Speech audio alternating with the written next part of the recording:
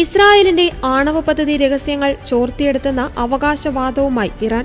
Intelligence വകുപ്പ് മന്ത്രി ഇസ്മായിൽ ഖത്തീബ് ഞായറാഴ്ച സ്റ്റേറ്റ് ടിവിക്ക് നൽകിയ അഭിമുഖത്തിലാണ് വെല്ലുവിളി നടത്തിയത്. ചോർത്തിയെടുത്ത വിവരങ്ങൾ അധികം വൈകാതെ പുറത്തുവിടുമെന്നും ഇസ്മായിൽ ഖത്തീബ് പറഞ്ഞു. ഇറാന്റെ ആക്രമണശേഷിയെ ശക്തിപ്പെടുത്തുന്ന രഹസ്യങ്ങളുടെ ശേഖരമെന്നാണ് അവയെ വിശേഷിപ്പിച്ചത്. എന്നാൽ ഇത് സംബന്ധിച്ച തെളിവുകളൊന്നും ഇറാൻ പുറത്തുവിട്ടിട്ടില്ല.